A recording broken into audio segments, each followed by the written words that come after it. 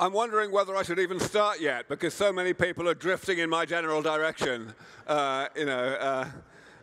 But I'll do so anyway. Also, this clock here that's supposed to tell me how long I have to go says 0 minutes, which is not the kind of number of minutes I really want. I'm hoping someone can turn that on. Nevertheless, here I am. First of all, I apologize for any confusion about scheduling. I know I was supposed to be speaking about 2 talks before lunch, and somehow there was some kind of confusion which I may have contributed to, so I apologize to the organizers for that. I also think I probably ought to start by emphasizing that I don't know fuck all about cryptocurrencies. I really only here because I have apparently quite a significant fan base in this community, and I am delighted that I do. I think that it is extremely heartening that other people with enthusiasm for other futurist and visionary technologies are so interested and so enthusiastic about the technologies that I'm working on that are, of course, focused on trying to keep us healthy and youthful later in life. Because, let's face it, the underlying expertise that is required doesn't sound as though it has very much in common. But some of you may know that originally I actually worked in computer science. So it's a little embarrassing that I still don't know much about blockchain, but the fact is, I started out my career in artificial intelligence research, working on software verification, the creation of programs that find bugs in other programs. And I only switched to being a biologist and working on the biology of aging in my late 20s, when I discovered, to my utter amazement and horror, that hardly anybody else was working on this. That there were very few biologists who even thought that aging was particularly interesting, and the ones that didn't think of it so much as a medical problem. They thought of it rather like, rather in the way that seismologists think about earthquakes. You know, they kind of understood that the thing they were studying was bad for you, but they had no real aspiration to even think about doing anything about it. So I didn't think much of that, and that's how I got involved. And I've been very fortunate over the last 20 years or so to make some important contributions to this area, to come up with new ways that we might be able to develop medicines which can actually bring aging under control, and to actually not only come up with the ideas, but to facilitate and spearhead a lot of the research that is bringing those ideas closer and closer to fruition.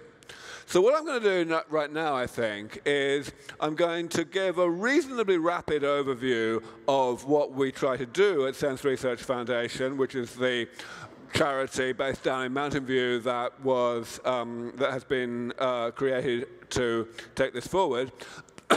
And also at the various startup companies that have emerged over the past few years, which are pursuing various of these initiatives, some of which are actually spin-outs from the foundation. I'm going to go through this quite fast, partly because I know that quite a lot of the audience here are already quite familiar with at least the basics of all of this, but also because I want to spend a little time at the end talking about a kind of call to action. Whenever I talk to an audience that is already very sympathetic to this whole mission and who understands the importance of it, I like to try to give some kind of sense of how you can actually make a difference. So I'll spend a few minutes on that at the end. All right, so, quick overview. Let's start with the history of medicine. The history of medicine was not very enviable for a long, long time. But then, 100 or 200 years ago, everything changed really rather quickly when we figured out that hygiene is a good idea. We, as a result of that, and as a result of other relatively elementary advances in medical understanding, we were able to save ridiculous numbers of lives, over a relatively short period of time. We, in fact, had a situation 200 years ago in which even in the wealthiest countries in the world, more than 1/3 of babies would die before the age of 1. And of course, lots of people would die through the rest of life in childbirth and such like. Excuse me. And No, that doesn't happen anymore. Purely because of these elementary advances. So it is actually, on the face of it, quite paradoxical that there has been so much less progress against the things that go wrong with our health late in life. Why is that? So most people get the wrong answer to that, and I'm going to help you to understand what the right answer is. I'm going to start by defining what aging is. And aging can be defined very, very simply. I'm going to just do it here in 3 words. Metabolism, which is the word that biologists use to embrace the entire network of processes that the body undertakes to keep us alive from one day to the next. Metabolism generates damage throughout life, even starting before we're born. And this damage accumulates over time, slowly but steadily. Now, the body is set up to tolerate a certain amount of that damage, but only a certain amount. So eventually, we have too much, and late in life, we get the pathologies of aging. That is all that aging is. Now, what most people think is that the reason aging has been so difficult for the medical community to overcome is this. You're not supposed to be able to read this slide, don't worry. The point here I'm making is purely that there's so many things that go wrong. It's just really complicated. You know, a huge number of things go wrong with us late in life, and they all go wrong at more or less the same time, which means they interact with each other, which makes things even worse. You know, it's just terrible. But actually, that's not the main reason why the medical profession has failed against aging. The main reason can be explained in terms of a misconception that society has. And when I say society here, I include the medical profession. The misconception can be described by asking a question that's a very simple question. Give me a taxonomy of sickness. Tell me in what ways people can be sick. If you ask people that question, then nearly everybody will give you an answer that can be summarized in the way I have done on this table. They will say, well, OK, there's have I got a pointer on this? Probably have. No, I haven't. There is column 1, that's infectious disease, which I already spoke about. And we've pretty much got those under control, with a few exceptions like HIV. That's one type. Then there's genetic diseases, like things that we inherit from our parents if we're very unlucky. That's column 2. Then column 3 is the big one today in the industrialized world, the chronic progressive diseases of old age, which you're all familiar with. And then most people would say that in addition to those 3 types of disease, there is this 4th thing called aging itself, which is not like a disease at all. It's natural, it's universal, it's not very well defined. It consists of these rather nebulous phenomena like frailty, or sarcopenia, that's the loss of muscle as we get older, or immunosenescence, the decline in function of the immune system. That's how most people think, and it's catastrophically incorrect. The reason why it's catastrophically incorrect is because it leads the medical profession to emphasize a completely wrong-headed approach to keeping people healthy in old age, which I'm going to just call the geriatrics approach. The geriatrics approach consists of essentially pretending that we can eliminate column 3, the progressive chronic diseases of old age, from the body in rather the same way that we already successfully are able to eliminate column 1, the infectious diseases. And obviously we can't. Look at the diagram. I mean, look at it. Come on. If metabolism is happening, then damage is just going to accumulate. So any attempt to weaken this link between damage and pathology, in other words, to keep people healthy in the presence of damage, is by definition, it's going to become progressively less effective as time goes on, as more and more damage accumulates. It's just a completely brain-dead approach, as anyone with an engineering mindset would see immediately. So, I've told you this already. Aging is the lifelong accumulation of damage to the body that occurs as an intrinsic side effect of the body's normal operation of metabolism, right? The body is set up to tolerate a certain amount of damage, but eventually you get screwed over because you've got too much of the damage. Now, I've got an interesting little pithy line at the top of this slide, which I want to draw your attention to. The definition of aging I've given you here could equally well have been used as a definition of the aging of simple man-made machines, like cars or aeroplanes or whatever. You know, aging is fundamentally the same thing in the human body as it is in a car or an aeroplane. In other words, it's a consequence of physics. It's not some kind of emergent phenomenon like consciousness that only occurs in highly complex organic machines. So, what does that mean? What it means is that we should take another look at our classification of sickness. Now, if you look closely at this slide, and if you remember the previous version of this table very well, you will notice that all the columns are exactly the same as before. So, what is the problem with the previous version of the slide? The problem is that the big, thick black line was in the wrong place. It was previously between columns 3 and 4, and now, as you see, it's between columns 2 and 3.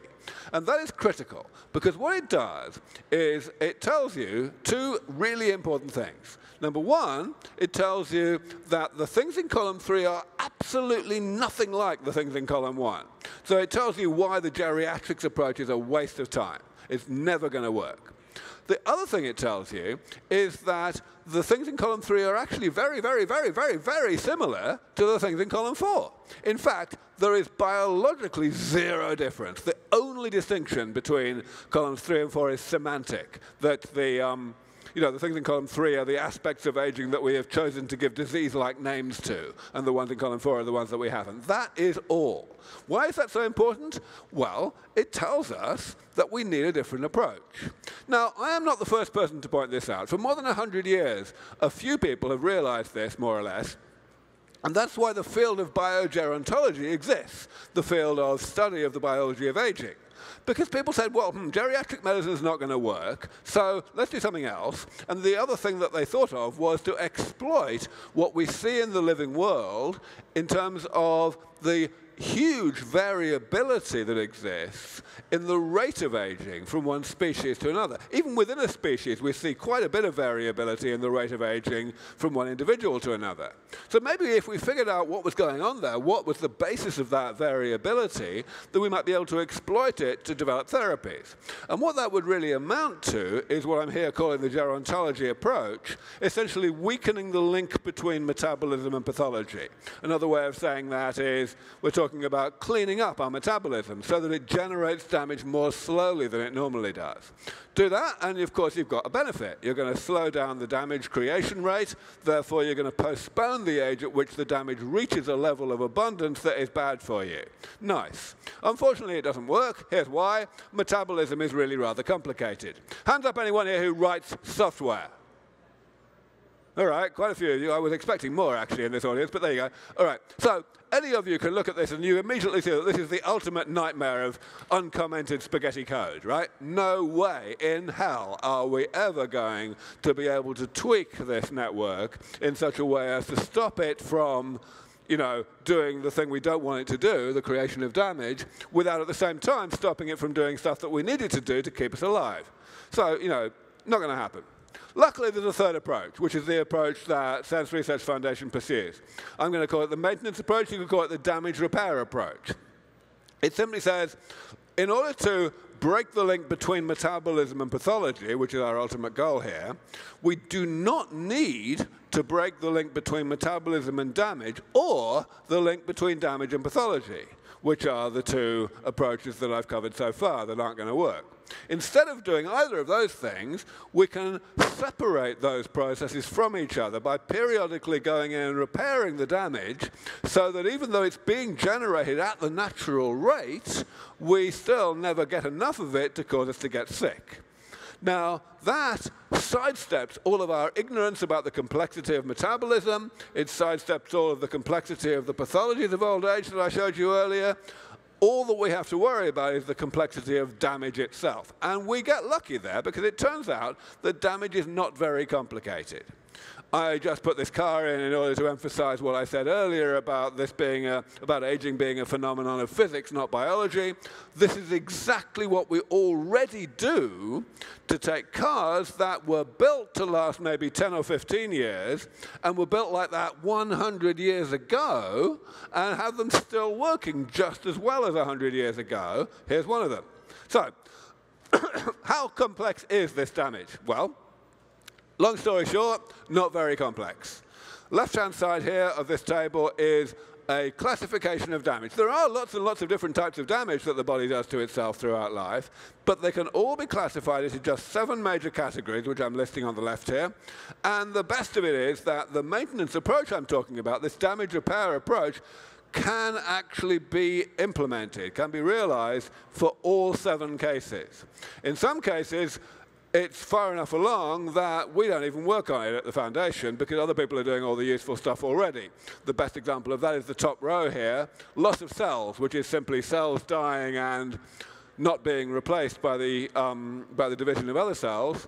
That is simply treated with stem cell therapy to put cells into the body that know what to do to replace the cells that the body's not replacing on its own. The other 6 categories are less far advanced in many cases, some of them much less far advanced, and that's why the foundation exists, where I'm gratified to say we have a lot of progress to our name. Here's a selection of the papers we've published over the past few years that have really moved these things forward, unblocked log jams of research that have existed for 15 or 20 years before we came along. So this is very nice. And I'm delighted to say that after a long period of really quite acrimonious debate in many cases, I've been able to essentially swing the community to the view that this is a very sensible idea. So what used to be very heretical has now become mainstream. This is our research advisory board, a bunch of very, very world-leading luminaries who are specialists in all the areas we pursue.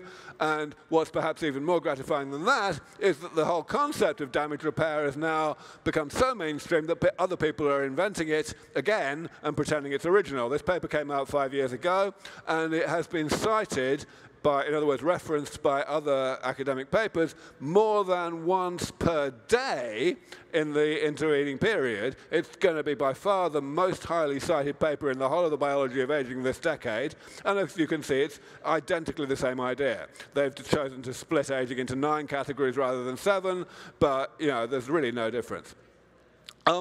Since most of you guys work in the private sector, I want to emphasize a little bit about the situation with regard to that.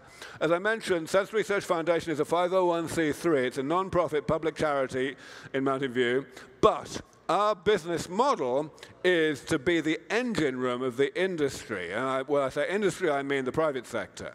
So what we do is we pursue projects as long as it takes to get them to the point where we can spin them out into startup companies. So far, we've done that 5 times, and we've got more coming. And our goal, of course, eventually is to kind of get to a point where we can declare victory, because everything that we think is important enough to pursue has been brought forward far enough that investors, not just donors, are willing to give it the money that it needs to be going as fast as the science allows. This is just one example of a company that we have been supporting and that came out of what we do. It works on macular degeneration, which I'm sure you all know is the #1 cause of blindness in the elderly. And we have an approach that involves introducing new enzymes found in bacteria that can break down the toxic substance that drives macular degeneration. It's an approach that we pursued for several years within the foundation. Then a few years ago, it was spun out into this company based in upstate New York. They're doing very well. They've got plenty of seed money and Series A money now, and they're going to be moving to clinical trials this year. Here's another example working on amyloidosis, a disease of the heart that kills people over the age of 100 very often. Here's another one working on organ transplantation, on cryopreservation of organs so that they can be transplanted long after the donor has died. Here's another one working on senescent cells, which is something you may have heard about. Senescent cells are quite bad for you, and we may be able to use drugs to eliminate them selectively, but we don't know how bad the side effects of that are going to be, so this company is looking at a genetic approach to do the same thing. However, I do want to emphasize that we have not yet reached in any way the point where we can do this declaring of victory that I mentioned a moment ago. We absolutely still need the non-profit engine room of all of this for a while longer, and that's why we are still looking at bringing philanthropic money to bear on these things within the foundation. Project 21 is the name that we use for this effort because we believe that by 2021 we have a respectable chance of getting most of the major damage repair technologies that we work on through to a point where they can go to clinical trials. I wrote this book some time ago which can tell you a great deal more about the biology of all of this. I apologize because of the rescheduling and because of other commitments I have. I won't be able to stay here today very much longer after my talk, but here is my email address that you can always write to me on, and of course our website is a source of a huge wealth of information for people of every level of technological expertise. So as I said, I want to spend a minute at the end closing by talking about this community and what you can do. For a number of years, we have been living really on the edge financially. We have not been able to move these research areas forward nearly so fast as the science allows. The thing that's been holding us back is lack of funding. And to be honest, this is a big surprise. The first time that we received a major donation from a highly wealthy individual was back in 2006 when the well-known investor Peter Thiel started to support us. Originally he committed to $3.5 million. Over the years he must have given us at least $7 or $8 million. He's been a very consistent and enthusiastic supporter. But when he came in more than a decade ago, I felt sure that my fundraising efforts were over. You know, that the other billionaires would be lining up because he's got such a good reputation, especially back then he had. So, you know, what went wrong? Why was it that it took 4 more years for anyone else to come along and give us as much as $1 million? And another 6 years after that before the next person came along? Why? I still can only answer that question rather vaguely. You know, it depends on the individual and so on. You know, every individual is different. And of course, we do get plenty of money from grassroots donations, which has been going up over the years, smaller donations. But still, that body of money, if we define it to be from donors who give less than $100,000 per year, it still accounts for only a quarter of our budget. So you know, we really need those wealthy donors to come in. And then this past Christmas, everything completely changed, and it's because of this community that it changed. I'm sure that it will be a while before any of you forget what happened towards the end of last year with regard to the value of the various cryptocurrencies. Well, it turns out that a number of the people who became unexpectedly very wealthy at that point decided to spend that newfound wealth in philanthropic ways. Some of you may have heard of something called the Pineapple Fund, which was a fund set up by someone who suddenly became worth $150 or so million. He or she decided, he stayed anonymous, to give away that money, or at least most of it, to various charities, and we received $2 million of that. A couple of other anonymous donors gave us in the region of $1 million, and perhaps the most significant and actually the largest of the donations we received during that period was from someone whose name everybody here knows very well, Vitalik Buterin, the founder of Ethereum, who has given us $2.5 million in Ethereum. So, you know, this is pretty major.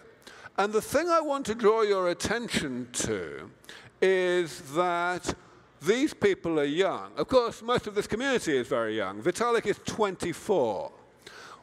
Out of the 3 other anonymous donors, we actually do know the name of one of them, and he's also in his 20s. The Pineapple Fund guy is probably in his or her 20s as well, because they announced the whole thing on Reddit. You know, that's a bit of a clue. You know, so what's going on here? Well, I think Vitalik has said it best. He told me that he's been a fan of our work since he was a kid. He read my book when it came out, when he was like 14 years old. I'm calling these people the children of the revolution. These are people who have never needed to reject the conventional wisdom that aging is natural and inevitable and maybe it's even some kind of blessing in disguise.